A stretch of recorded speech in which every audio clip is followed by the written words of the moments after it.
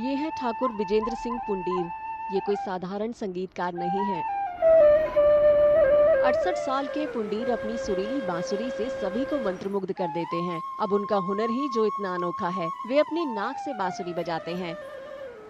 उत्तर प्रदेश के सहारनपुर के रहने वाले पुंडीर को भगवान कृष्ण से बांसुरी बजाने की प्रेरणा मिली थी। उन्होंने महज 10 साल की उम्र से ही बांसुरी बजाना शुरू कर दिया था।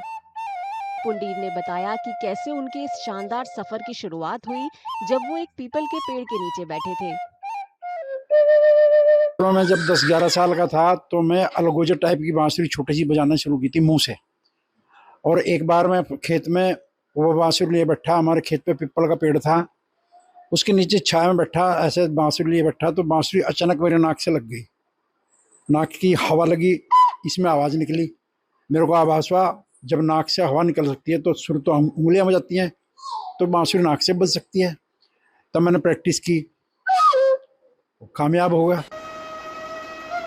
पुंडीर के लिए वो कामयाबी के पल बेहद खास थे, जब उन्होंने 1975 में एक धार्मिक सभा में अपनी अनूठी नाक बांसुरी तकनीक का इस्तेमाल कर बॉलीवुड फिल्म का गीत पेश किया।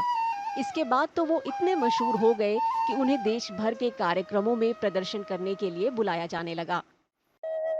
सबसे पहले 1975, तब मेरी 17-18 साल की आयु रही होगी। तब मैंने एक जय संतोषी माँ पिक्चर आई थी, उसका गीत बजाया, करती हूँ तुम्हारा व्रत में स्वीकार करो माँ, मझधार में मैं अटकी बेड़ा पार करो माँ।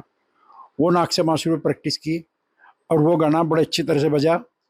फिर नौता किसान सेवक इंटर कॉलेज में एनुअल फंक्शन था, मैं वहाँ पढ़ता था, तब उसमें प्रोग्राम दिया, सब ने उसने बहुत सराहना की। और फिर वहाँ से तो धीरे धीरे प्रसिद्धि होनी शुरू होगी, लोग मेरे को जागरणों में बुलाने शुरू हो गए, इधर उधर अच्छे अच्छे प्रोग्रामों में बुलाने शुरू हो गए। विजेंद्र सिंह पुंडीर ने नाक से बांसुरी बजाने वाली अपनी इस खास कला के जरिए देश में ही नहीं बल्कि विदेश में भी पहचान बनाई है।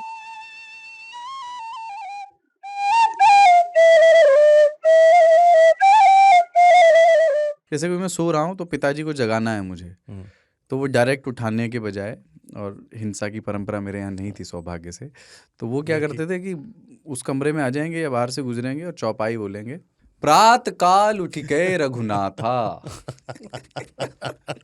मात पिता गुरु नावई माता। कभी कभी मैं गुस्से में उठ करके अरे पापा चरण स्पर्श किया और सो गया। मैंने कहा अब मत उठाना।